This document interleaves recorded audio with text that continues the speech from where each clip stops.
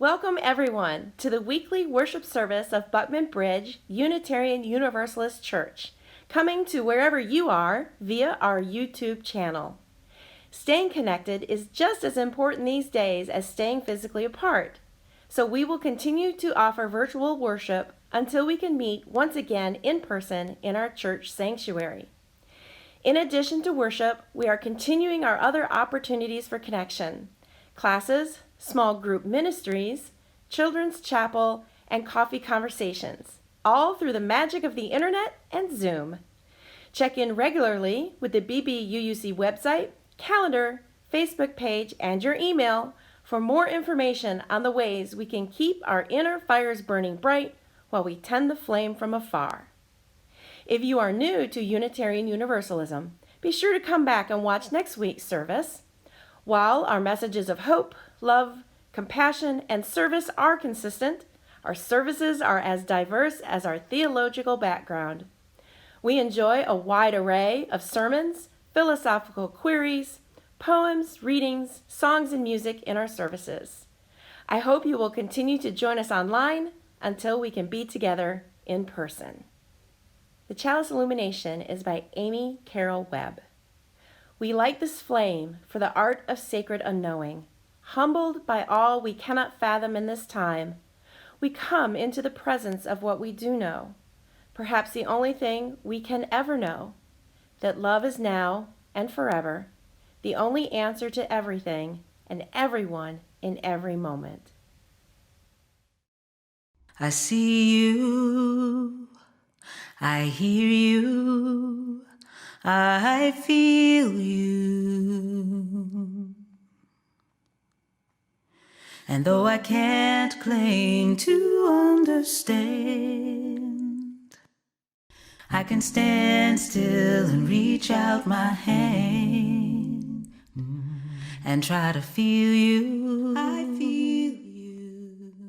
I feel you. I see you. I feel our tears flow from the same source as my own. What a mystery. And though I can't claim to understand, I am listening. I can stand silent and reach out my hand to the words of your song. I see you, I see you, I hear you, I hear you, I feel you.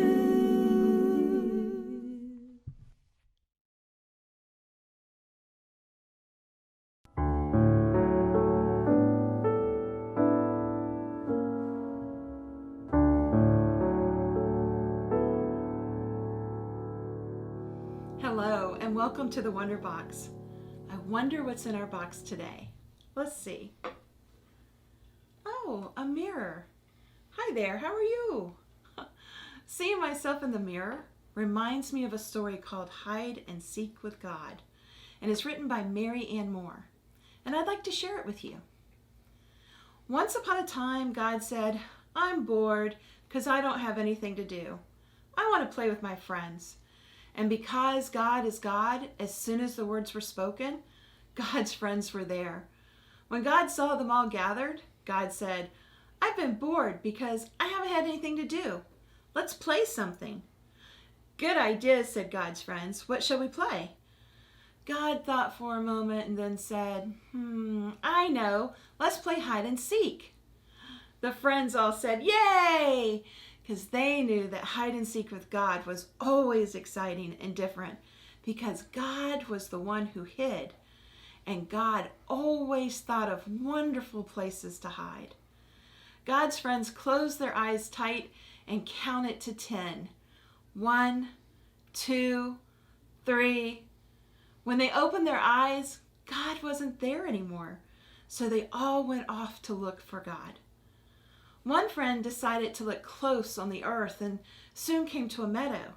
And as he was searching, he stopped to admire the tender new sprouts of green grass pushing their way up toward the sun. And as he bent over to look more closely at the tender green, he realized there was something special and amazing and wonderful about it. So he jumped up and he ran back to home base calling out, "I found God! God is green and growing. I found God in the grass." Another one of God's friends decided to look for God in the night.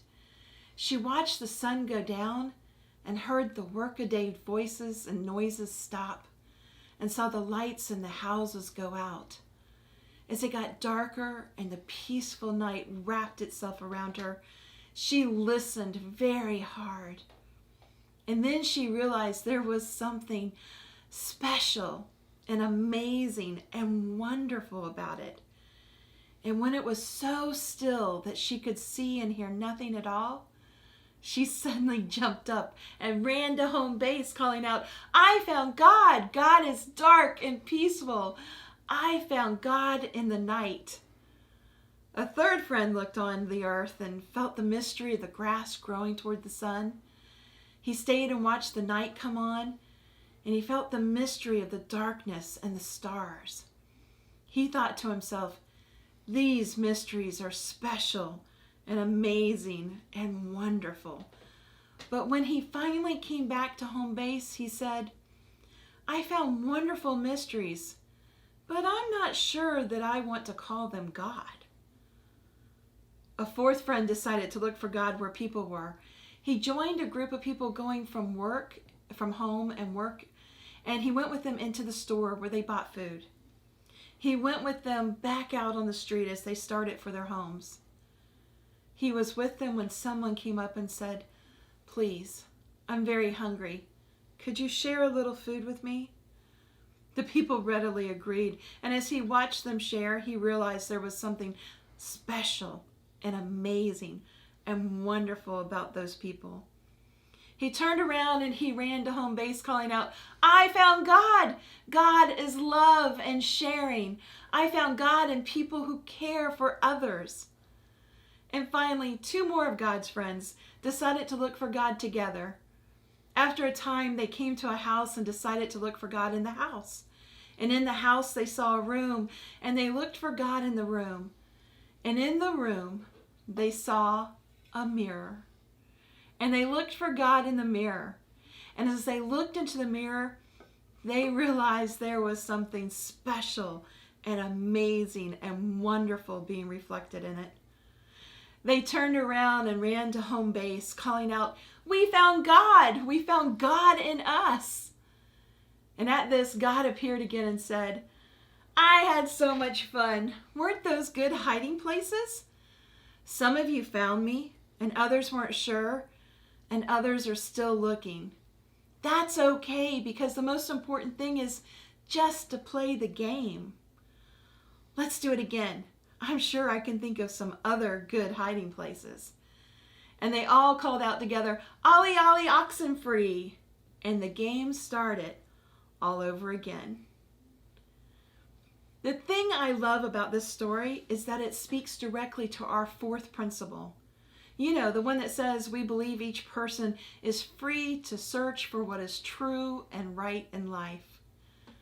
I wonder, where do you find the special, the amazing, and the wonderful in your life, in this universe? And with that, my story is told. Until next time. Ours is a welcoming community where we find connection. Ours is a spiritual community where we find meaning.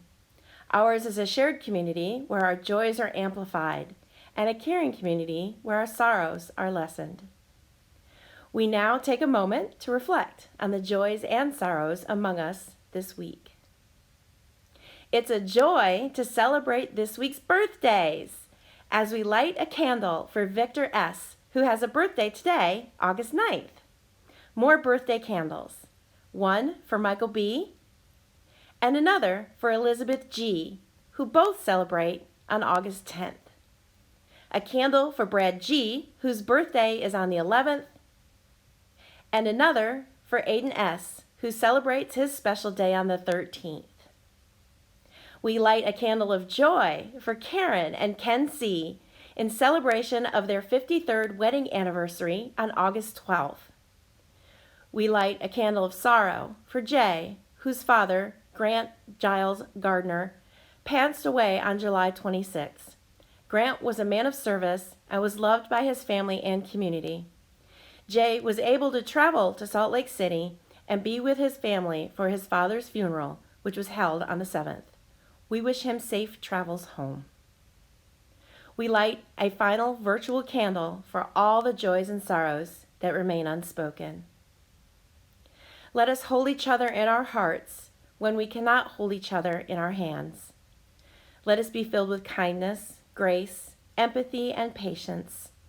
Let us reach out from our solitude and remember that we are still connected and need connection, whether it's a call, card, email, or text message. Your congregation is here for you should you need comfort or help. To worship is to stand in awe under a heaven of stars, before a flower, a leaf in sunlight, or a grain of sand. To worship is to be silent, receptive, before a tree astir with the wind or the passing shadow of a cloud. To worship is to work with dedication and with skill. It is to pause from work and listen to a strain of music. To worship is to sing with the singing beauty of the earth. It is to listen through a storm to the still, small voice within. Worship is a loneliness seeking communion. It is a thirsty land crying out for rain. Worship is kindred fire within our hearts. It moves through deeds of kindness and through acts of love. Worship is the mystery within us, reaching out to the mystery beyond. It is an inarticulate silence, yearning to speak. It is the window of the moment open to the sky of the eternal. Each one of you is what makes our church a community. Even though the future is unclear, we remain focused on our mission. Since we are unable to pass the plate, we will accept a virtual offering. Your pledges sustain this community so we can share our small embers to light a dark world. And for your continued financial support, we are most grateful.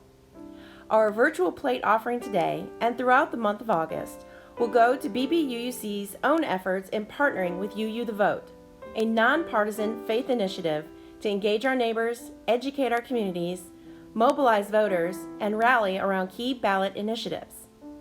This month's contributions will go toward supplies and postage to sustain BBUUC's postcard mailing programs through the end of October right here in our own community. This is a grassroots campaign that relies on grassroots support. Help us counter voter suppression and encourage voter engagement. As our UUA president, Reverend Susan Frederick Gray says, we are called to courageously embody the deepest values of our faith with our hearts, bodies, and spirits, while building toward an abundant future in which all are free and flourishing.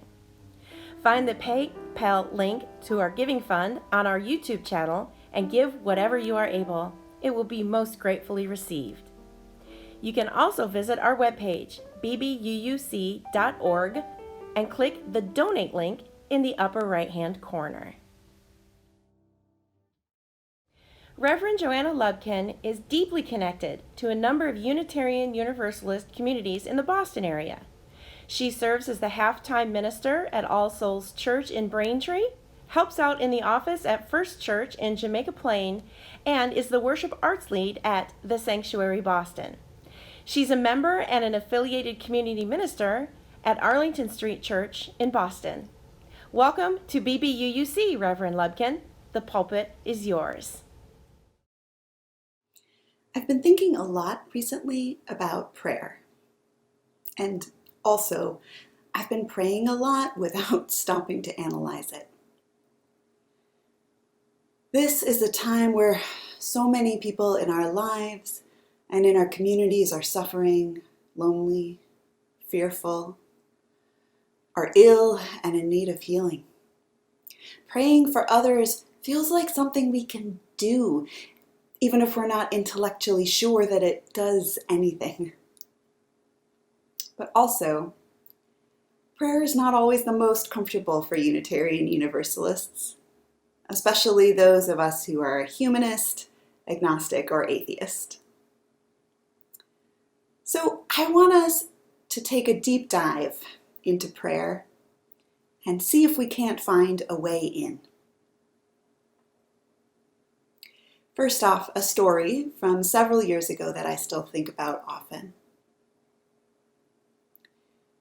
The door was closed, but I knocked anyway. This was a hospital room on one of the cardiac floors where I served as a chaplaincy intern for the summer. The roster I held in my hands gave me the patient's name, age, and religious affiliation, and that was it. This patient hadn't requested a chaplain, but I was assigned to this floor to offer companionship to all of the patients, so I knocked. I heard a man's voice call out a muffled, "Come in," and so I went in. "Hi," I said.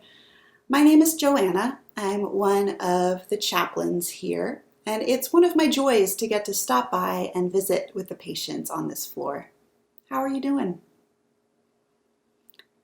The man inside was in his 60s, and I'll call him Michael.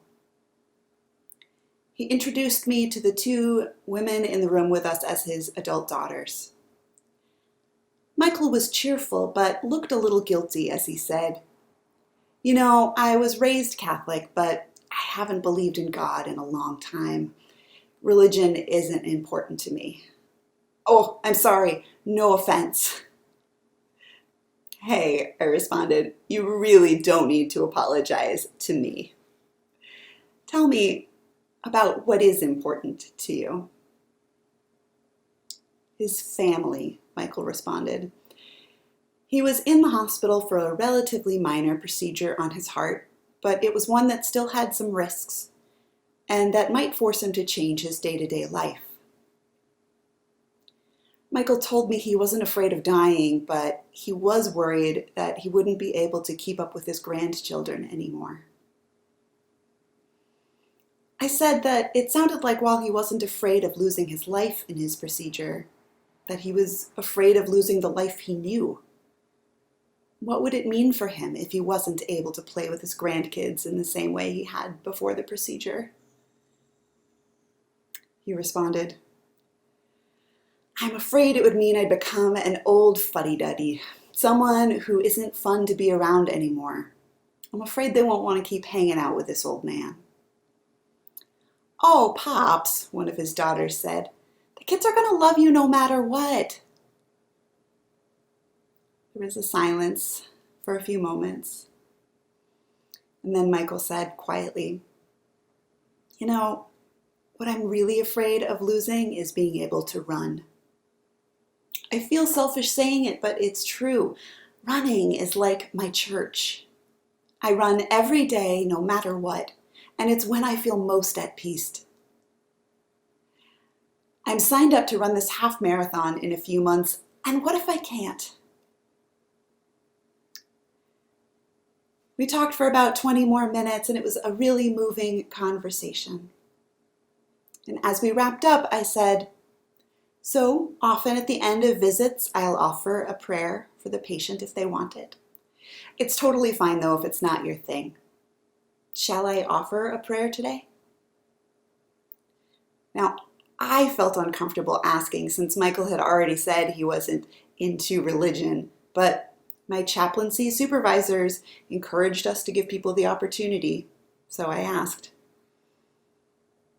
Michael looked a little uncomfortable too. Shifting a little in his bed, looking aside, he said, "Well, oh, go for it, Pops," his daughter said. "It can't hurt." "Whatever you want, Michael," I said again. "Okay, sure. A prayer would be nice," he said, still not making eye contact. "You got it," I said. I took a deep breath, closed my eyes, paused for a moment, and then began. "Holy One, mysterious source of compassion and healing, be with Michael as he undergoes this procedure. May his caregiver's hands be skilled and gentle. May he feel the love of his family holding him up like a buoy, and help him to see that they love him for who he is, not for what he is able to do. Grant Michael patience in his healing and resilience as he adapts to the changes that may come. Guide his feet while he runs this race. And let us say, Amen. When I opened my eyes, I saw Michael looking deeply into my face with tears in his eyes. "Thank you," he said, sounding choked up and surprised. "You really saw me. Thank you." This moment has stuck with me in the years since I did that chaplaincy internship, not because of anything I think I did exceptionally well as a chaplain, but because it was a moment that transformed my relationship with prayer. And because it was a transformative moment of prayer that didn't involve the word God.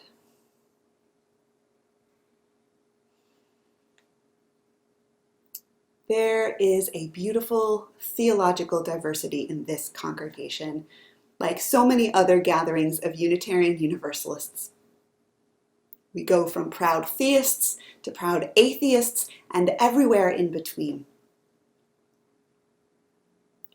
I think many of us UUs have a complicated relationship at best with prayer. Because we are rational beings, our first question about prayer is often, well, to whom are we praying? And that gets interesting. Some of us who believe in God may not believe in a personal God who hears and answers prayers directly. Some of us turn our rational minds and turn them toward what our senses can tell us. And prayer might seem irrational or superstitious.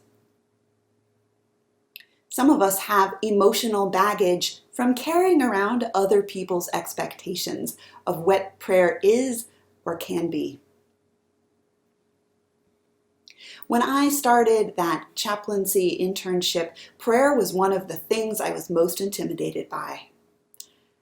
And let me tell you, when you are a hospital chaplain, you do a lot of prayer and you do it on the spot. It seemed to me, and this is where I got uncomfortable, that prayer had a lot to do with God. And as a humanist, as someone who cares most about how people treat each other and other beings, I'd always felt a little uneasy about praying, at least in front of other people. And then here I was walking into rooms of people who sometimes did believe very strongly in God and in God's power to answer prayers. And I was expected to go in there and pray for them. I felt like a little bit of a fraud. But what I experienced in my visit with Michael was that when it came time for us to pray, God was beside the point. In that moment, the addressee of the prayer didn't matter so much.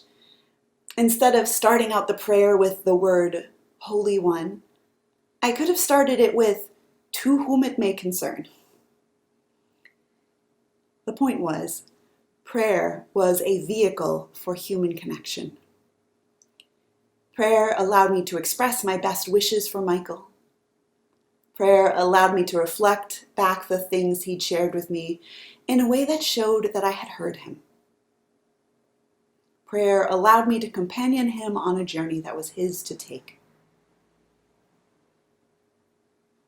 Prayer can be an incredible spiritual practice and a powerful tool of social connection, regardless of whether we believe in God. UU minister Laurel Hallman is a non-theist who learned to pray. And she once remarked that every once in a while someone would ask her who she thinks she's praying to. She would respond, I recall the good advice from 12-step programs. Just take care of your side of the street. And that's what I do with prayer, Hallman says. I take care of my side of the street with my gratitude, amazement, praise, fear, anger, and hurt, and the side of the street that my congregation is on. I figure that the other side of the street, God or not God, can take care of itself, and we can save the theological discussions for later. It answers the question of who by saying that the question is not essential to a relational approach to prayer. Reverend Hallman went on to say that for her, prayer is not a rational posit to a responding deity. It's not a posture of groveling. It's an expression instead of our yearning, our grief, and our gratitude. And prayer can be so many things. Relational, like it was with Michael in the hospital room. Prayer can be a way of naming our deepest desires and fears and hopes, and a way of letting things go, those things to which we're clinging tightly. And prayer can be an act of humility, a call to awe and reverence, a reminder to practice gratitude. Another way that might help to approach prayer is to think of liberal Christian writer Anne Lamott's distillation of 3 prayers that humans say. Help. Thanks. Wow. That's prayer at its essence. A congregant I had once suggested adding a 4th prayer. Oops.